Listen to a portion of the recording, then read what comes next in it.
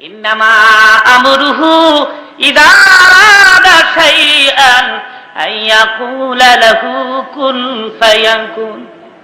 আমার প্রভুর মুখ থেকে কোন শব্দটা বের হলে ফায়াকুনের পর্যায়ে আসতে 1 সেকেন্ডের সময় লাগে না। জোরে জোরে বলেন সুবহান। দাউদ নবীর তেলাওয়াত শুরু হয়ে যাবে, দাউদ পড়তে থাকবেন। আমার কিছুক্ষণ পরে ডাক দিবে, দাউদ রে তুই আর কোরআন শরীফ পড়িস না। দাউদ স্টপ হয়ে যাবেন, দাউদ নবী বন্ধ হয়ে যাবেন। আমার মাবুদ ডাক দিবে, আমার হাবিব কই গো, আমার বন্ধু কই? হাবিব, আমার কোরআনের জন্য দাউদ নবী কষ্ট পায় নাই। আমার কোরআনের জন্য দাউদ উহুদের ময়দানে দাঁত ভাঙে না।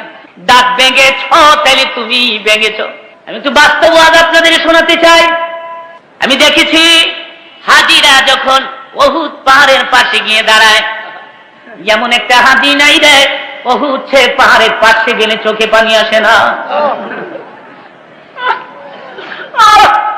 যদি বলি হাজি কেন কান্দ পাহাড়ের পাশ, হাজি বলে হুজুর এই তো গো এই উহুদ, যে উহুদেরই পাশে নবী দিনের জন্য দাঁত ভেঙে দিয়েছে। পাহাড়ের নিচে ঘুমিয়ে আছেন নবীজি চাচা বীর আমির হামজা।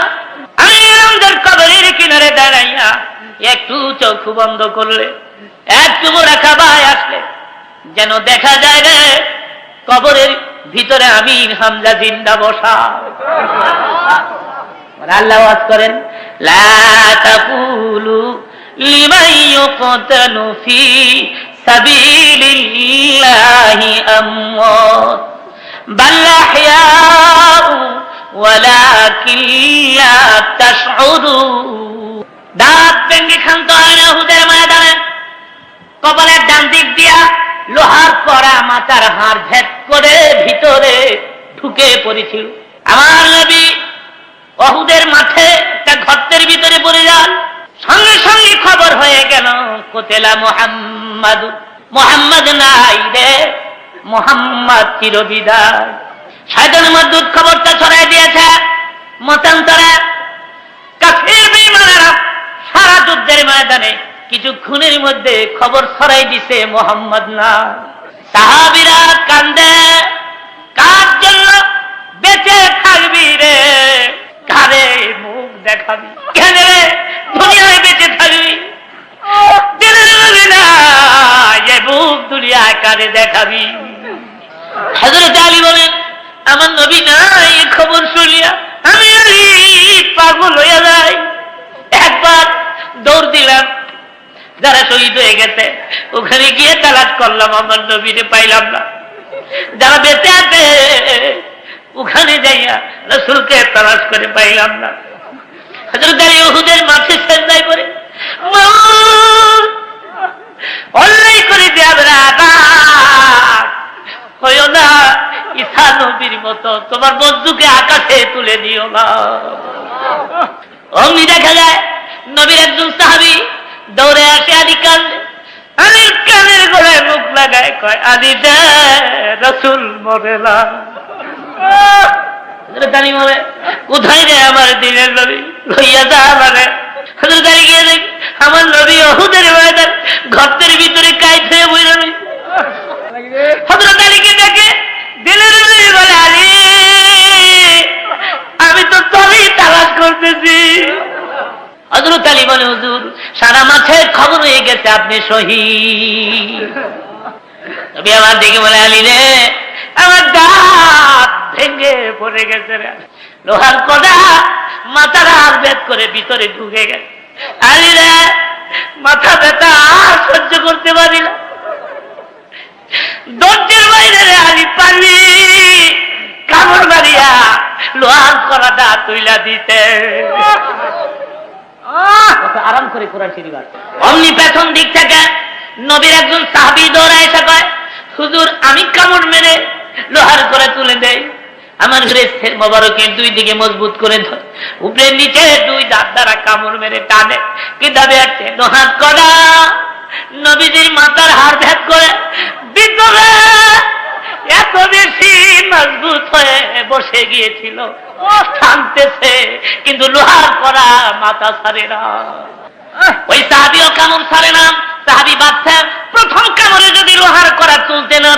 আমার নবী কষ্ট পাবেন বেশি।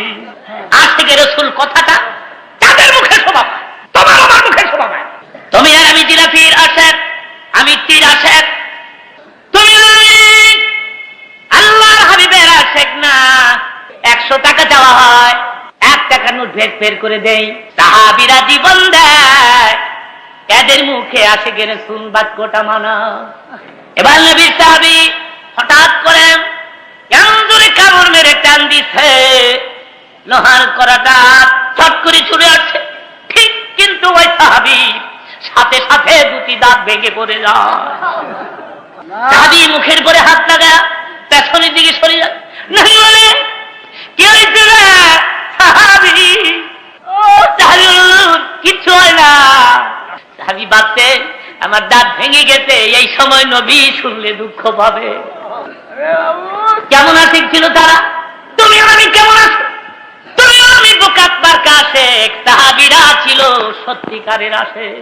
রক্তগুলো মাথার থেকে বের হয়ে সারা দেহ লাল হয়ে যায়, উহুদের ময়দান লাল হয়ে যায়। হঠাৎ করে পেছন দিক থেকে আরেক সাহাবী আইসা কয়, কার রক্ত রে? উহুদের ময়দান লাল করে। একজনে ডেকে বলে, নবীর গায়ের পবিত্র। সাহাবী চিৎকার মেরে উহুদের মাঠে পড়ে যায়, না আমি নবীর রক্ত উহুদের মাটির সঙ্গে মিশতে দিব না। জিহ্বা ভেদ করে চেটে চেটে রক্তগুলো পান করে। আমার নবী পেছনের দিকে তাকায় কয়, সাহাবী রে আমার রক্ত পান করলি না দুজক হারাম করলি? মদিনায় খবর হয়ে গেল দিনের নবী উহুদে শহীদ। মদিনার অবস্থাটা কি হয়েছিল শোনেন। চারদিক থেকে মদিনার ছেলেরা বের হয়ে যায়, মদিনার মেয়েরা সারা মদিনায় কান্নার রোল পয়দা হয়ে গেল, রাসূল নাই গো, রাসূল নাই। শুধু কি তাই, উহুদের ময়দানে নবী শহীদ শুনিয়া দুধের বাচ্চা মাছ তনে মুখ লাগায় না। নবীর এক সাহাবীর নাম ছিল হযরত হানজালা রাদিয়াল্লাহু তাআলা। ফরজ গোসল করার জন্য পানির কিনারে গিয়ে দাঁড়ায়, অমনি কে জানো রে মদিনার পথ দিয়ে বলে যায়, মদিনার ছেলেরা রে, মদিনার মেয়েরা গো, দিনের নবী উহুদে শহীদ।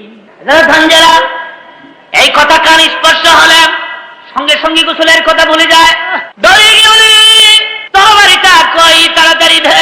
বিবি বলে, তুমি তো না পাক গোসল করো নাই, তরবা দিয়ে কি করবে? তরবারি হাতে লইয়া হানজালা বলে, বিবি গো কার জন্য গোসল করব? কেন গো গোসল করব? আমার দিনের নবী উহুদে না। বিদায় দে, দেখা হবে হাসরের ময়দানে। তবে আসছে নবীর প্রিয় সাহাবী হযরত হানজালা উহুদের ময়দানে শহীদ হয়ে যায়। যুদ্ধ বন্ধ হয়ে গেল। আমার নবী দেখে বলেন, ও সাহাবীরা, যারা শহীদ হয়েছে তাদের বিনা গোসল কবর দিয়ে দে। আসতে পারে হুজুর, শুহাদায়ে কেরামদেরকে বিনা গোসল কেন কবর দেওয়া হয়? জবাব হলো, রক্তমাখা অবস্থায় শুহাদায়ে কেরাম কিয়ামতের মাঠে আল্লাহর দুয়ারে উঠে দাঁড়াবে। আমার মাহবুব ডেকে ডেকে বলবেন, কিরে বান্দা আমার, এত রক্ত তোর গায়ে? ডেকে বলবেন, জমিনে তোমার দিন কায়েমের জন্য, ধর্মকে প্রতিষ্ঠা করার জন্য যুদ্ধের ময়দানে শহীদ হয়ে রক্তমাখা অবস্থায় তোমার দরবারে হাজির হয়ে গেছি। যারা শহীদ তাদের বিনা গোসল কবর চলছে। হঠাৎ করে দেখা যায় বহুদূর থেকে আবলাকে সারপাগুলো ভেস একটি মহিলা আসতেছে। নবীর পাশে দাঁড়া আল্লাহ হাবিবকে সালাম আনতে ডেকে ডেকে বলে, হুজুর সবাইকে গোসল ছাড়া কবর দিবেন, আমার স্বামী গোসল ছাড়া কবর দিবেন না। নবীর মা আশ্চর্য হয়ে বলেন, কি নাম তোমার, কোথায় তোমার ঘর আর কোথায় তোমার বাড়ি, কি পরিচয়? হুজুর আমি আপনার প্রিয় সাহাবী হযরত হানজালার স্ত্রী। হানজালা কোথায় গো? হুজুর ফরজ গোসল করার জন্য পানির কিনারে দাঁড়ায়। কে যেন রে মদিনার পথ দিয়ে বলে যায়, দিনের নবী উহুদে শহীদ। আপনি শহীদ হয়ে গেছেন, আপনি চিরবিদায় হয়ে গেছেন। এই খবর শুনিয়া আমার স্বামী গোসলের কথা ভুলিয়া যায়, দৌড়ে আমার কাছে হাজির হয়, দেখে বলে, বিবি গো তরবারিটা দে, আমার দিনের নবী উহুদে নাই গো, কার জন্য গোসল করব? বিদায় দে গো, দেখা হবে হাসরের ময়দানে। হুজুর আমার প্রাণের স্বামী না পাক, গোসল ছাড়া কবর দিয়েন না। আবার নবী ডেকে বলেন, সাহাবীরা আমার হানজালার লাশ কোথায় বের কর, গোসল দে। আমার কাছ থেকে আওয়াজ আসে, জিবরাইল রে ওহুদে আমার বন্ধুর কাছে যা, আমার সালাম বলে দে, আর বলে দে যে হানজালা আমার হাবিবের জন্য জীবন দিতে পারলো, আমার হাবিবের প্রেমে পড়ে গোসলের কথা পর্যন্ত ভুলে যেতে পারলো। আমি বাবু চাই না রে দুনিয়ার সাধারণ পানির দ্বারা তার গোসল হোক। হাবিব আমার একটু আকাশের দিকে তাকায় দেখে আমার রহমতের ফেরেশতারা জান্নাতের বরকতি পানি দিয়ে হানজালারে গোসল দিয়েছে। আমার নবী বলে, খবরদার আমার হানজালার কাছে যাস না, তার গোসল হয়ে গেছে রে। নবীর সাহাবী বলে, নবীর কথা বাস্তব পরীক্ষা করার জন্য আমি হানজালার লাশের কিনারে গিয়ে দাঁড়ায় দেখি চুলের আগা বেবে, দাড়ির আগা বেবে পানির ফোঁটা বহুদের মাটি স্পর্শ করতেছে, যেন সবে মাত্র হানজালাকে গোসল দেওয়া হয়েছে। জোরে জোরে বলেন সুবহানাল্লাহ। এরা ছিল আশিকে রাসূল, নবীর জন্য জীবন দেয়। আশিকে রাসূল কথাটা তাদের মুখে শোভা পায়, তোমার আমার মুখে কোনোদিন শোভা পায় না। যুদ্ধ বন্ধ হয়ে গেল, আমার নবী মদিনার দিকে রওনা। কিন্তু বলছেন দুইজন সাহাবীর কাঁধে ভর করে আমার নবী যান, পা দুটা জমিনের সঙ্গে লেগে লেগে যাচ্ছে। রক্ত শূন্য অবস্থায় আমার নবী দুর্বল হয়ে গেছে। হুজরার ভিতরে ঢুকার আগে আবু বকর সিদ্দিক ডেকে বলে, হুজুর হুজরার ভিতরে ঢুকার আগে একটু বসেন সিঁড়িতে ট্যাক লাগাইয়া। আমার নবী ডেকে বলে, আবু বকর আপনারা দেখেছেন আমার দুটি দাঁত ভেঙে গেছে, কপাল ছিদ্র হয়ে গেছে, আমার শরীর থেকে রক্ত কমে গেছে, হাঁটতে পারি না। আপনারা কি চান না আমি নবী একটু বিশ্রাম নেই? আবু বকর বলুন, বেয়াদবি মাফ করবেন, অবশ্যই আপনি আরাম করবেন, আমরা সবাই মিলে আপনার খেদমত করব। আমি কেন বলছি, কালকে সারা মদিনায় খবর হয়েছে আপনি শহীদ হয়ে গেছে। মদিনার ছেলেরা কান্দে, মদিনার ছোট্ট ছোট্ট মেয়েগুলো কান্দে, মাসুম বাচ্চা দুধের বাচ্চা মাছ তলে মুখ লাগায় না। ওই ছেলে মেয়েগুলো শুনেছে আপনি শহীদ হল্লাই, আপনি ফিরে আসতেছেন, সমস্ত ছেলে মেয়েগুলো আসতেছে দৌড়াইয়া রাহমাতুল লিল আলামিন এক নজর দেখার জন্য। নবীর জিন্দেগীর এই করুণ ডায়লগ শুনে যারা চোখে পানি রাখতে পারলেন না, যাদের চোখের কোটা ভিজে গেল, যাদের অন্তরে দুঃখ লাগলো, মাহফিল সাক্ষী কিয়ামতের মাঠ যেদিন শুরু হবে, তোমার আমার চোখের পানি আল্লাহর দুয়ারে গিয়ে দাঁড়ান, ডেকে ডেকে বলবি, প্রভু গো তোমার নবীর জীবনী শুনে বান্দা কাঁদছে, আমি আমার কান্দেনা ব্যক্তিকে জাহান্নামের আগুনে জ্বলতে দিব না।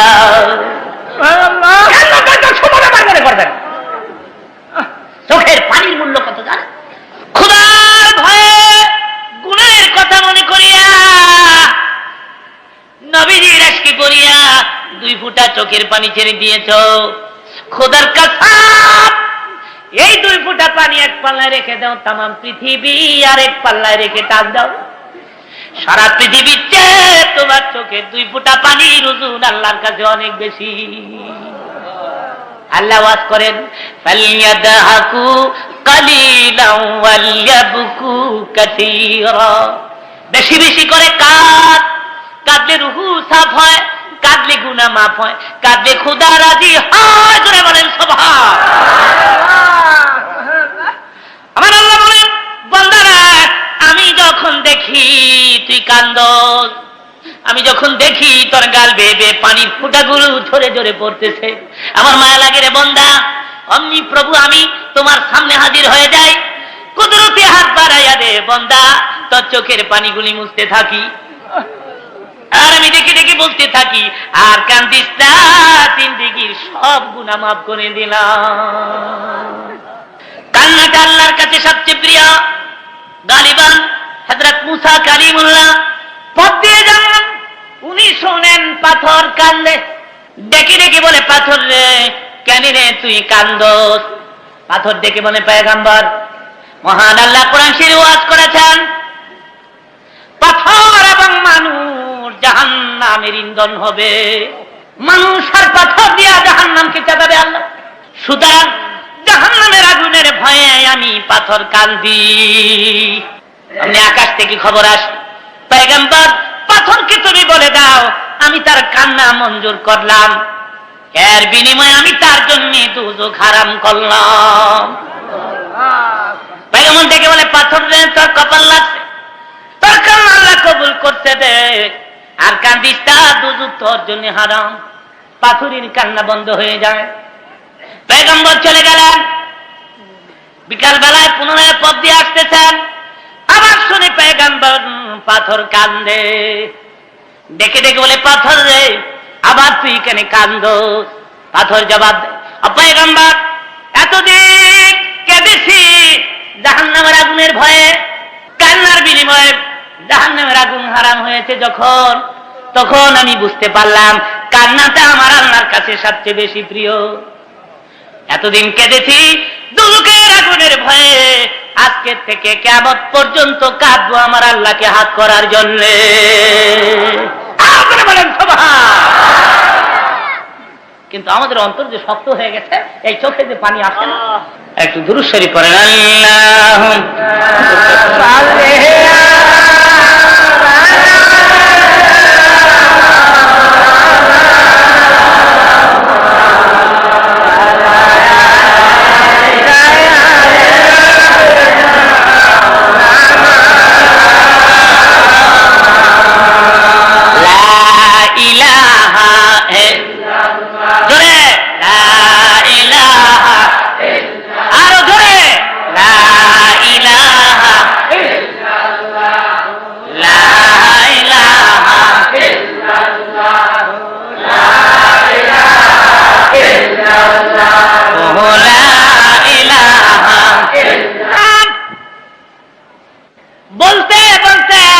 মদিনার ছোট্ট ছোট্ট ছেলে মেয়েরা আমার নবীর চারদিক দিয়ে ঘেরাও করে দাঁড়ায়।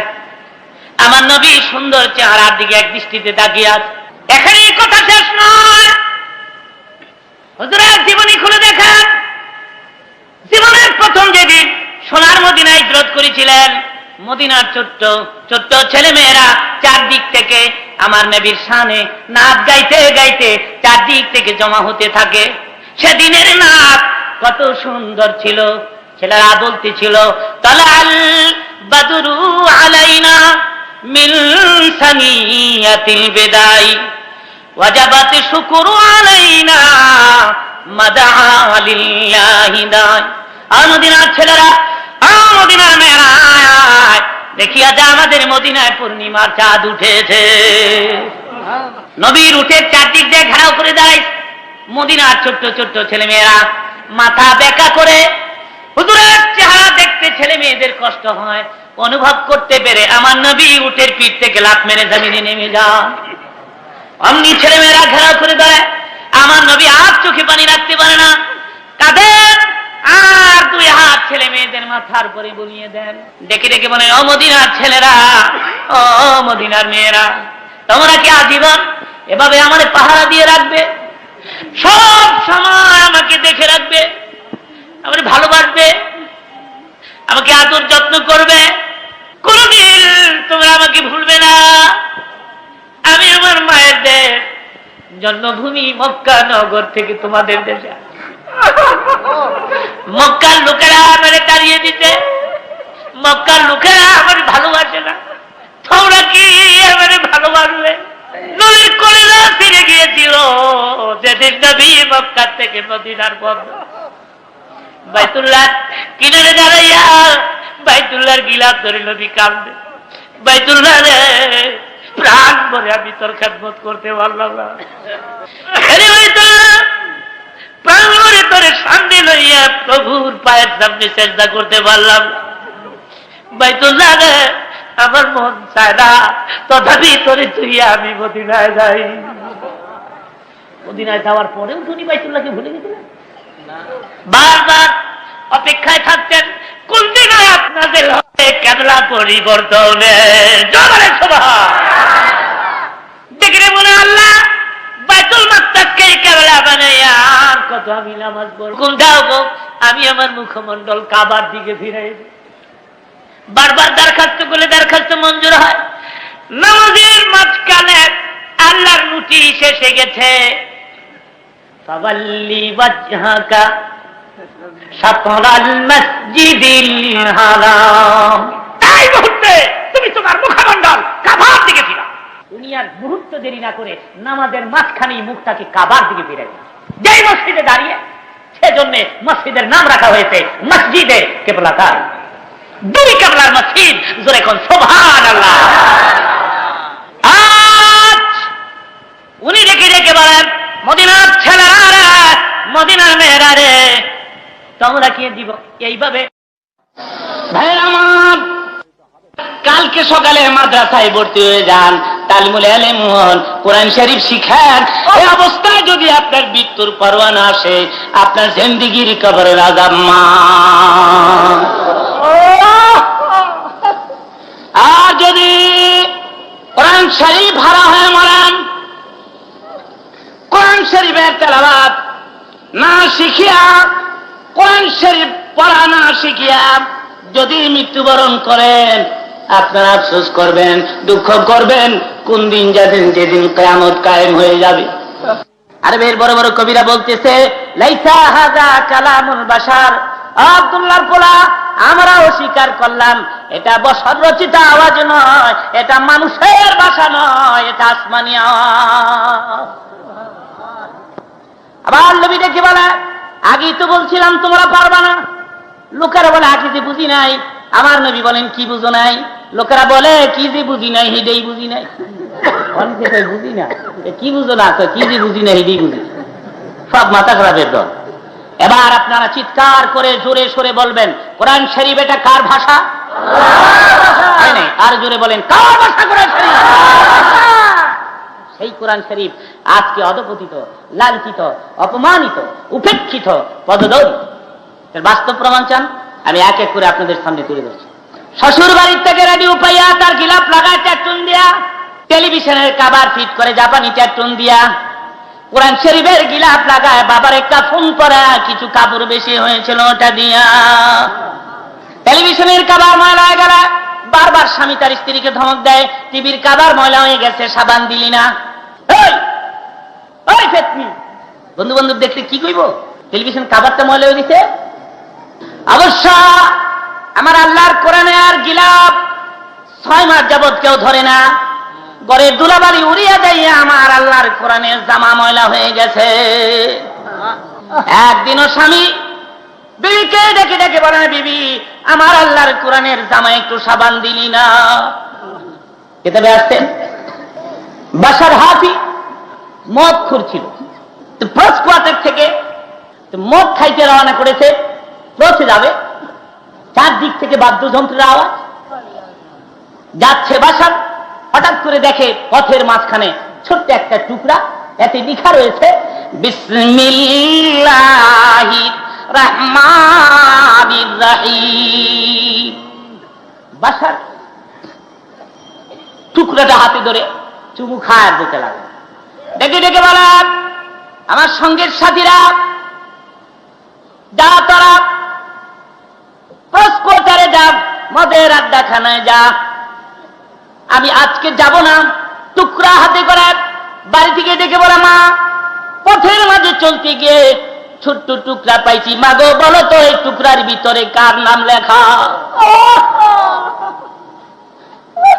বাশারের মা টুকরা হাতে লইয়া চোখে আর পানি রাখতে পারে না, পানিগুলি ছেড়ে দিয়ে ডাক দিছে, আল্লাহ তুমি কি আমার বাশারকে মঞ্জুর করেছ?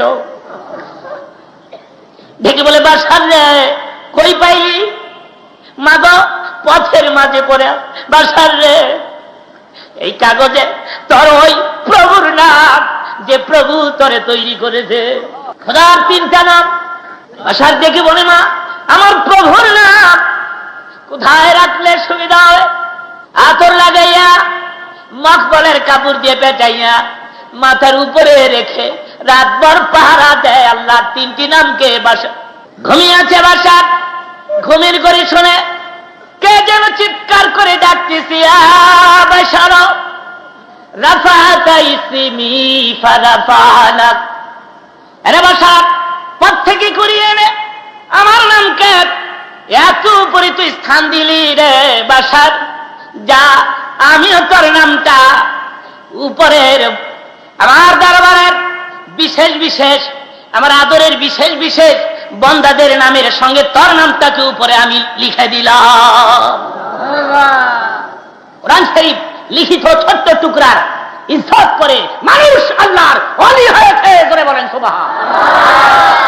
আজকে সে কোরআন শরীফের কদর আমার কাছে নাই, আপনার কাছে। কোরআন শরীফ আপনার ঘরে তাকিয়ে বসে বসে বলে, আল্লাহ যে ঘরের লোকেরা আমাকে ধরে না, যে ঘরের লোকেরা আমাকে বুকে লাগায় না, আমার চুমু দেয় না, আমার তেলাওয়াত করে না, অপ্রভু ওই ঘরে তুমি তোমার গজব দিতে পারো না। যার ফলে দেশে মহামারী হয়, কলেরা হয়, বসন্ত হয়, অতিবৃষ্টি, অনাবৃষ্টি, শিলাবৃষ্টি, মারামারি, চুরি ডাকাতি, যেটা বোমবাস্টিক মার খেয়ে দেশে শুরু হয়।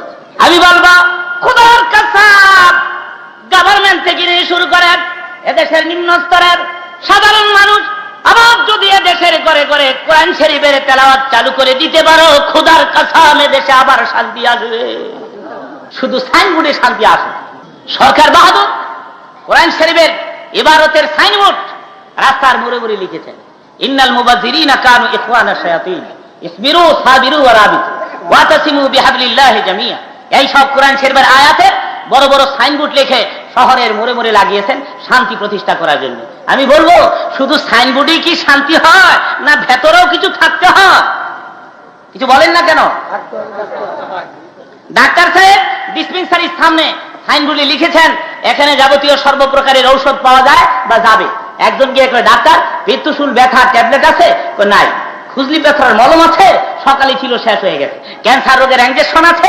তাও তো নাই। হে ডাক্তার, আপনি লিখেছেন যাবতীয় সর্বপ্রকারের ঔষধ পাওয়া যায়, অবশ্য একসাথে আপনার ডিসপেন্সারিতে 3টি প্রকারের মেডিসিন পাওয়া গেল না। ও ডাক্তার, এই সাইনবোর্ড নামান, নামায়া কাটেন, কাইটা লেখেন কিছু কিছু ঔষধ পাওয়া যায়, পুরো ঔষধ পাওয়া যায়। ইমাম মালিক রাহমাতুল্লাহ আলাইহি আল্লাহকে 100 বার স্বপ্নে দেখেছে। সুবহানাল্লাহর জোরে কর। আপনি দেখেছেন কয়বার? আমি দেখেছি কয়বার? ইমাম মালিক 100 বার আল্লাহকে স্বপ্ন। 100 বার ইমাম মালিক প্রশ্ন করেছেন, আল্লাহ সবচেয়ে উৎকৃষ্ট ইবাদত কোনটা? আল্লাহ বলেছেন, ইমাম মালিক রে সবচেয়ে উৎকৃষ্ট আমার কাছে কোরআন শরীফের তেলাওয়াত। তাই দেখা গেছে আল্লাহর ওয়ালিরা মৃত্যুবরণ করার পরেও কোরআন শরীফের তেলাওয়াত শোনার আগ্রহ পেশ। কথা প্রসঙ্গে ছোট্ট একটি ঘটনা আমি আপনাদেরকে শোনাবো। গালিবান হাফিজ আব্দুল খালিক মিসরি মুলকে মিশরে তার বাড়ি ছিল। এমনিও মিশরের লোকেরা সুন্দর কোরআন শরীফ পড়তে পারে। বর্তমান বিশ্বের সবচেয়ে বড় মিশরের অধিবাসী, যে কারি সাহেবের তেলাওয়াত ক্যাসেট বিক্রি হয় পৃথিবীর সমস্ত মুসলিম কান্ট্রি। কারি আব্দুল বাসিত। আমাদের ইমাম সাহেব খারাপ পড়ে না, বড় সুন্দর পড়ে। আমার কাছে এত ভালো লাগে তার তেলাওয়াত। প্রশংসার সামনাসামনি ভালো নয়, না হয় 10 মিনিট আমি প্রশংসাই করতাম। এত সুন্দর পড়ে। মাশাআল্লাহ। কেটে আসছে হাফিজ আব্দুল খালিক মিসরি, তার পেটে ব্যথা 6 মাস যাবত পেটের ব্যথা ভালো হয় না। তো এক ব্যক্তি ডেকে বলে, খালেদ অমুক এলাকায় আল্লাহর ওলি এক কবর আছে, ওখানে গিয়ে কোরআন শরীফ খতম করে শোনাও, দোয়া করো, আল্লাহর কাছে হয়তো ভালো হতেও পারো। খালিদ মিসরি ভাবছে পরামর্শটা মোটামুটি খারাপ না। তো কবরের পাশে বসে, ওলি আল্লাহর কবরের পাশে বসে পেটের ব্যথা সহকারে 30 পারা কোরআন শরীফ পুরোটা খতম করছে। অতবার হাত তুলে দেখি বলে, আরে আল্লাহর ওলি, মুসলমান হিসাবে জানি আল্লাহর ওলিরা মৃত্যুবরণ করে না, সেজন্য তোমার কবরের পাশে 30 পারা কোরআন খতম করেছে। এটাও জানি তুমি আমারে ভালো করতে পারো না, মন্দও করতে পারো না, তবে তোমার কবরের পাশে কোরআন শরীফ খতম করেছি, কারণ খোদার সাথে তোমার সম্পর্ক ভালো। তাই আমার পেটের ব্যথা যদি ভালো হয়ে যায়, আমার পেটের ব্যথা যদি ভালো হয়ে যায়, আমি খুশি হব, আল্লাহ বলি বেশি বেশি করে প্রাণ ভরে প্রভুর ইবাদত করব। কেতাবে আসছে মুনাজাত কমপ্লিট করার পরে যেন মনে হয় পেটের ব্যথা আগের চেয়ে একটু বেশি বেশি লাগে। কম্বুদুরের কথা আরবি বাড়ছে লাগে। আব্দুল খালেদ আবার কষ্ট করে 30 পারা খতম কমপ্লিট করে আবার মুনাজাতে বলে, মুসলমান হিসেবে জানি আল্লাহর ওলিরা মরে না। আবার কষ্ট করে দ্বিতীয়বার খতম শোনাইলাম, তবে এটাও জানি তুমি আমার বারাবন্ধ কিছু করতে পারো না। আমার প্রভু ছাড়া কোরআন শরীফ পড়েছি, প্রভুর সাথে সম্পর্ক ভালো তোমার। তাই পেটের ব্যথা যদি ভালো হয় খুশি হব, বেশি বেশি করে প্রভুর ইবাদত করব। কেতাব আছে মনে হয় ব্যথা আরো বেশি বেশি লাগে। মিশরের মানুষ মেজাজ একটু করা কিচিমের, পাশের জঙ্গলার থেকে একটা বেত কেটে এনেছে, আবার সোজা দাঁড়ায়া কবরের পরে জোরে জোরে 3টা আঘাত করে, এক একটা আঘাতের চোটে কবর থেকে মাটিগুলো বেতের সাথে চারদিকে সরিয়ে দূরে বেত নিক্ষেপ করে দিয়ে যাচ্ছে। এতদিন জানতাম আল্লাহ রলিরা মরে না, আজকের থেকে জানলাম আল্লাহ রলিরা মরে যায়। কেটে যাচ্ছে 6 মাসের মধ্যে যে হাফেজ খালেক মিস্ত্রির চোখে ঘুম নাই কেন জানি রে, হঠাৎ করে তার চোখে ঘুম তারি হয়ে যায়। ঘুমেরই ঘরে স্বপ্নে দেখে পাহাড়ের কেনার ঘষে ঘষে যাচ্ছে খালেক। আমনি পাহাড়ের আড়াল থেকে এক ব্যক্তি বের হয়ে আসে, সামনে দাঁড়ায় বলে, খালেক দাঁড়া, কাদান বাড়াবার ক্ষমতা তোর নাই। দামাত তুলিয়া পিঠটা বের করে কে, এই দেখ 3টা আঘাত করে আমার পিঠটারে কি করছ। খালেক দৌড়ে গিয়া আল্লাহর ওলির পায়ে পড়ে যায়। আল্লাহর ওলি হাতে ধরে পায়ে পড়ি, মেহেরবানি করে আমাকে মাফ করে দেন, আমি বুঝি নাই জানি নাই। আল্লাহর ওলি ডেকে বলে, খালেক রে, আমার কবরের পাশে যখন কোরআন শরীফ খতম করতেছিলি, খোদার কসম রে, আমার জীবনে এত মিষ্টি কোরআন তেলাওয়াত কোনোদিন শুনি না। পুরা কোরআন শরীফ খতম শুনেছি রে খালেক, আমার তৃপ্তি মিঠে নাই। ভাবছি তুমি আবার এক খতম আমারে শোনা, আবার খতম শোনাইলি রে খালেক, আমার তৃপ্তি মিঠে নাই। ভাবছিলাম রে আবার তুই এক খতম আমারে শোনা, শোনাইলি না। এইভাবে আঘাত করে দিলি পিঠের পরে। খালেকরা আজ আমি তোরে ছাড়ছি না। খালিক মিস্ত্রি পায়ে পড়ে চোখের পানি ছেড়ে দিলেন, যদি ক্ষমা না করেন এই কাদাম আমি ছাড়বো না। এনে আমার পিঠটাকে বেটে দিলাম, আঘাতের বিনিময়ে যতগুলো আঘাত পারেন আমারে দেন, যা শাস্তি মনে চাই তাই দেন, তথাপি আমাকে মাফ করতে হবে। আল্লাহর ওলি ডেকে বলে, খালেক রে, আঘাতের বিনিময়ে আমি তোর আঘাত দিতে চাই না, আমার একটা আবদার পুরা করবি কিনা বল। খালেক বলে, হুকুম দেন, জীবনের বিনিময়ে হলেও আমি আপনার কথা রাখবো। আল্লাহর ওলি ডেকে বলে, খালেক রে, আঘাতের বিনিময়ে আঘাত দিতে চাইলা, ওয়াদা দে রে, প্রতি মাসে মাসে আমার কবরের কিনারে এক কোরআন খতম শোনাবি। খালেক মিস্ত্রি ডেকে বলে, পৃথিবীতে যতদিন বেঁচে থাকবো প্রতি মাসে মাসে তোমার কবরের পাশে দাঁড়াবো গো, আল্লাহ বলি এক কোরআন খতম আমি তোমারই শোনাবো। সঙ্গে সঙ্গে ঘুম ভেঙে যায়। কিতাবের সে ঘুম থেকে উঠা দেখে পেটের ব্যথা নাই। যারা বলেন সুবহানাল্লাহ।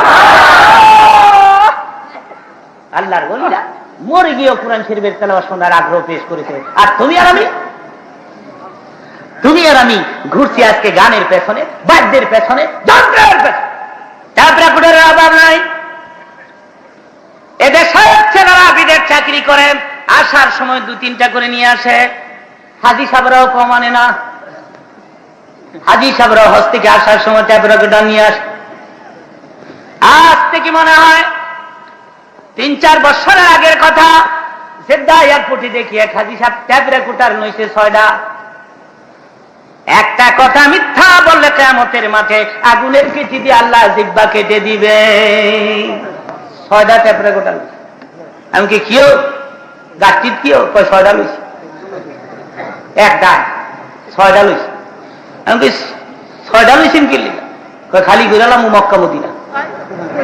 2 মাইয়ার জামাইয়ের লেগে 2টা আর 4 পোলার লেগে 4টা।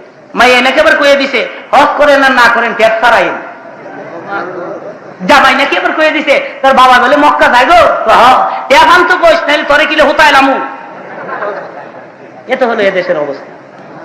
ট্যাপরা ঘোড়া অভাব নাই শোনার ভালো। রাস্তাঘাটে ট্যাপরা ঘোড়ারের গানের যন্ত্রণায় কানের পর্দা ফেটে যায়। বাসে উঠলে শোন, একজনে বাধা দিলে 32 জনে কয় বাজান বাজান। আর আমার মতো একজন মোল্লা টাইপের আরে ভাই গান বাজায় মোল্লাই কি কর।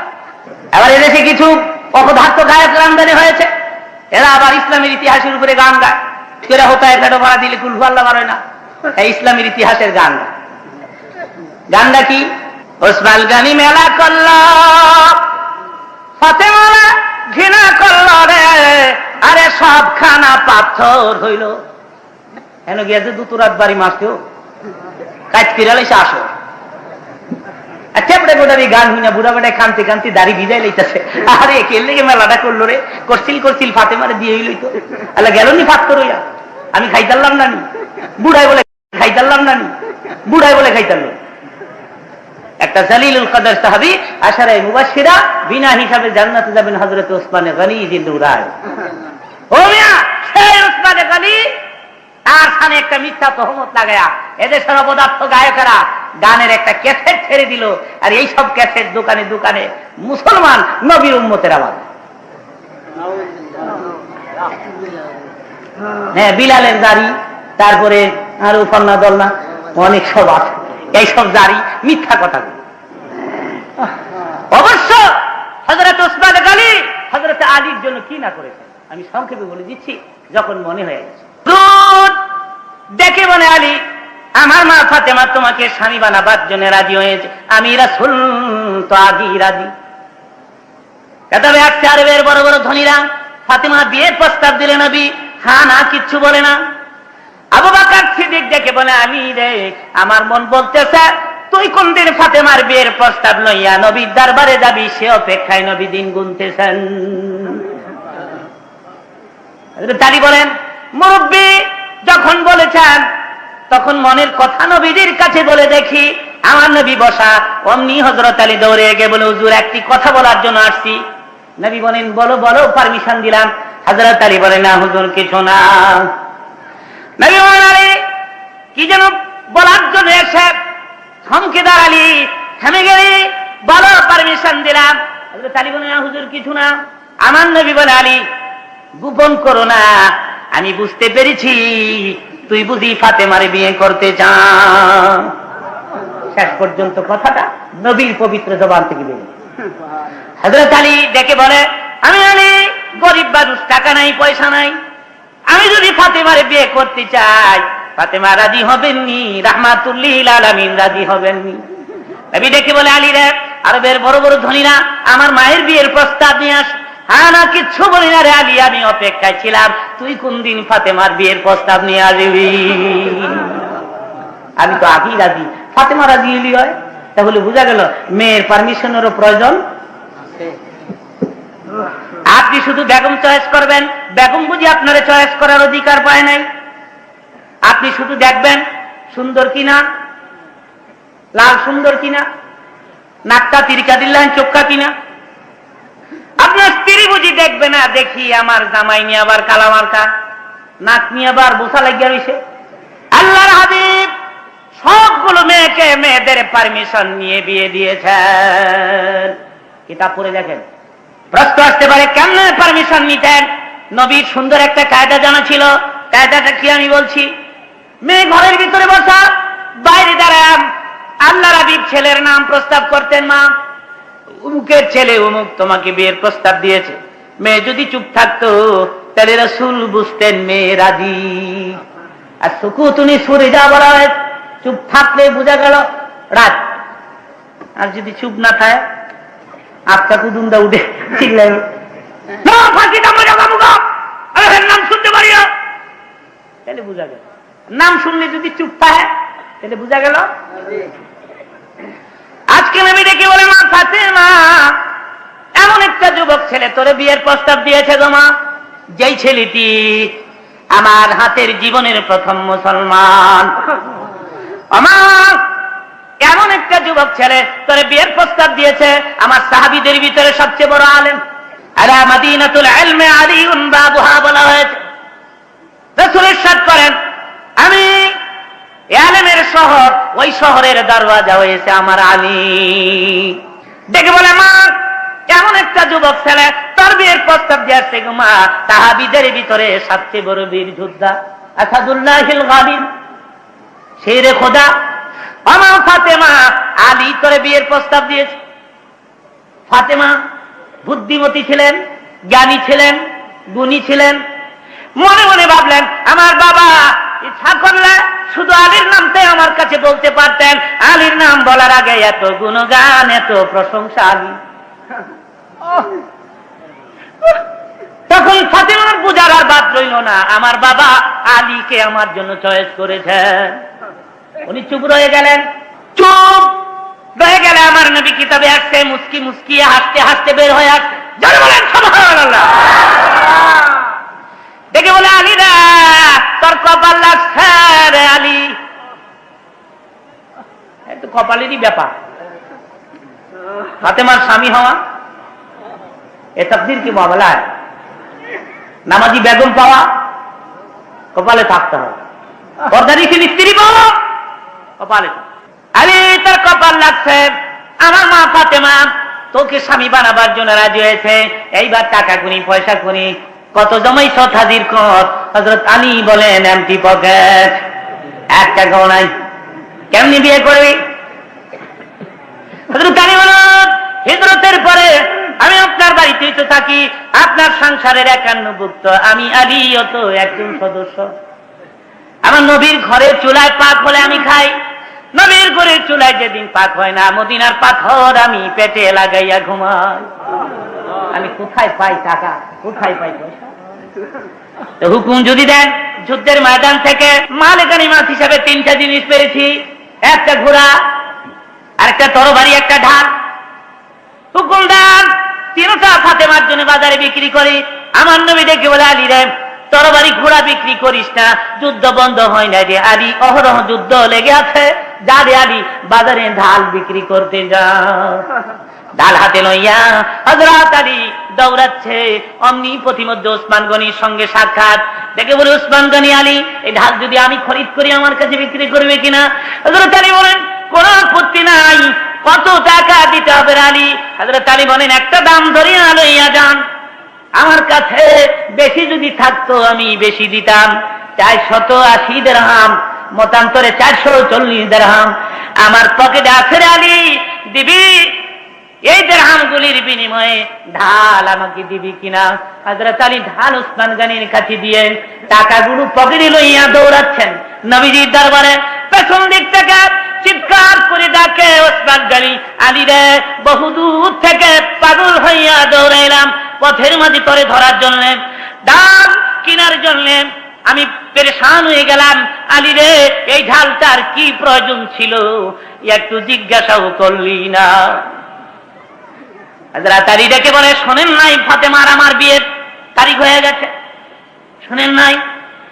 এমনও দেখবেন যুবক যুবতীর যদি বিয়ের তারিখ হয়ে যায়, যুবকেরও ঘুম হয় না, যুবতীরও ঘুম হয় না, ছেলেরও ঘুম হয় না, মেয়েরও ঘুম হয় না, বড় বড় চোখ করে খালি চায় থাকে।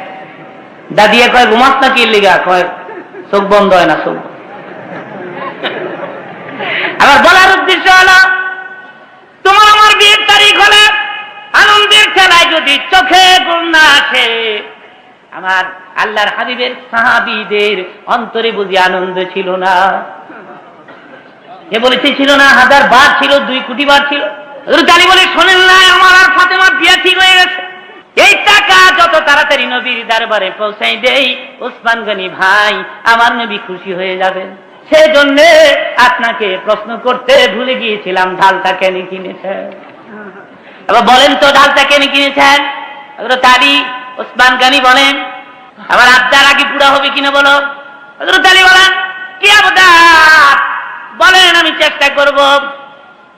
ওসমান গনি দেখে বলে, আলী রে, এই ঢাল এখন কার? কেন আপনার? টাকা পেয়েছো কিনা? পেয়েছো।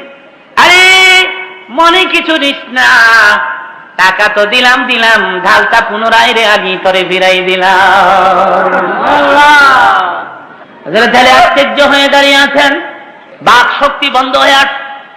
দেখে বলে, উসমান গনি ভাই, আমার বিপদের দিনে এত বড় উপকারটা কেন করলেন?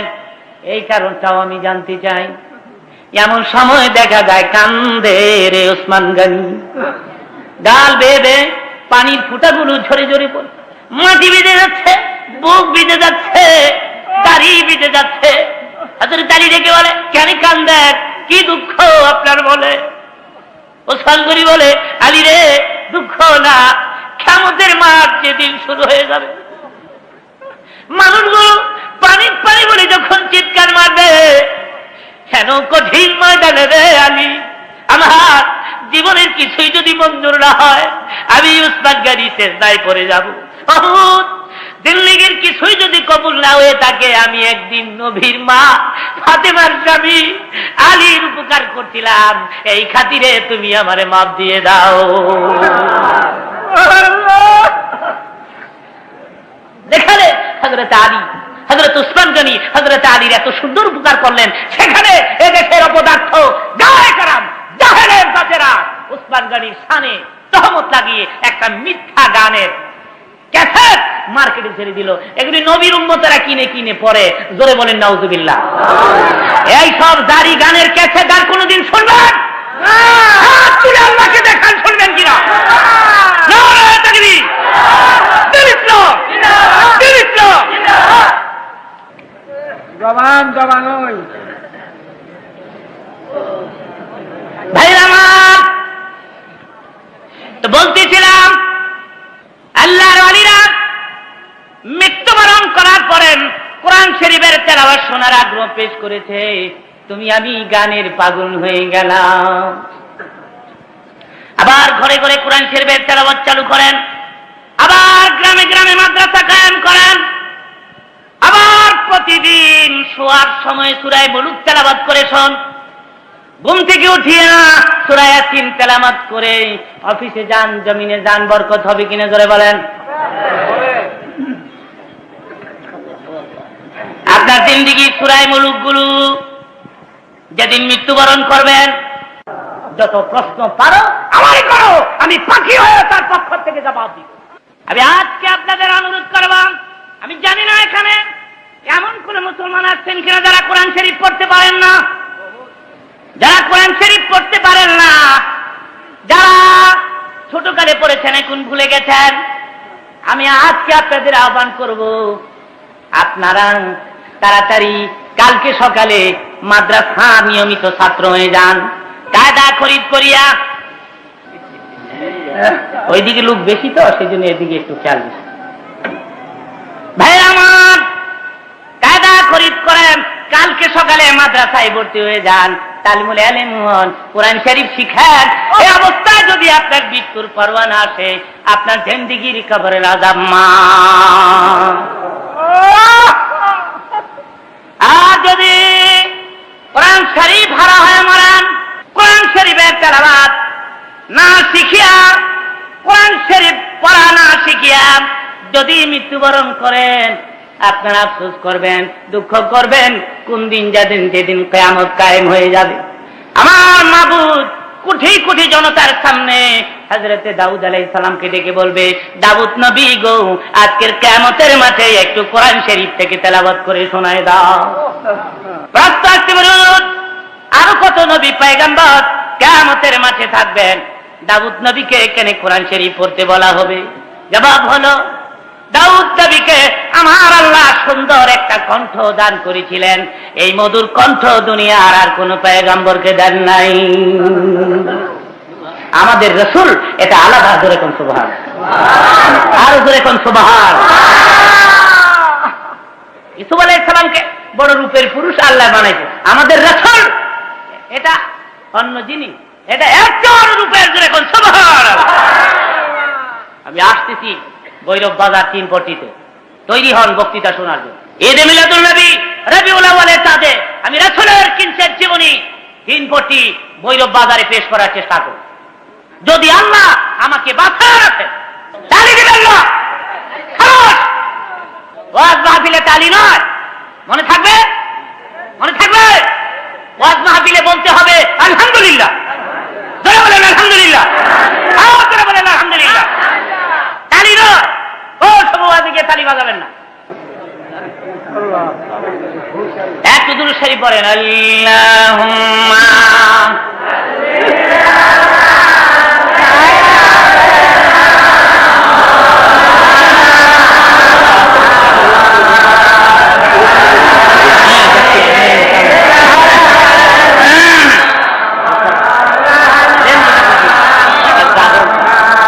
মহব্বতে জোরে সরে পড়েন। আল্লাহুম্মা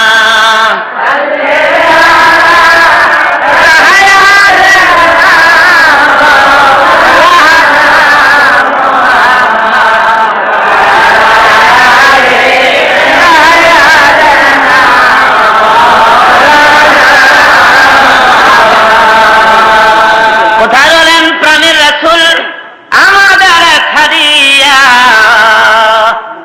আপনি ছাড়া কি লাভ হবে আমারা ধরাই বাঁচিয়া।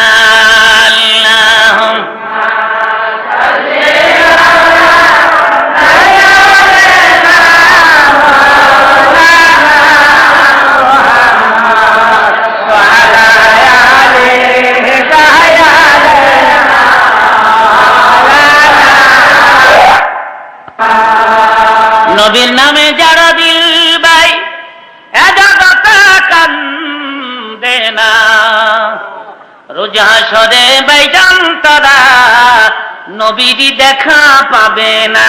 বালাগাল উলা বিকামালিহি কাশাফাদ দুজা বিজামালিহি হাসানাত জামিউ খিসালিহি সাল্লু আলাইহি। লা ইলাহা, সবাই করুন লা ইলাহা ইল্লাল্লাহ মুহাম্মাদুর রাসূলুল্লাহ। বলেন সাল্লাল্লাহু দাউদ আলাইহিস সালামকে কোরআন শরীফ পড়তে বলবে, উনি তো আমাদের যুগে ছিলেন না, উনি কেমনে কোরআন শরীফ পড়তে পারবেন? জবাব হলো, ভাই আমার কালকে সকালে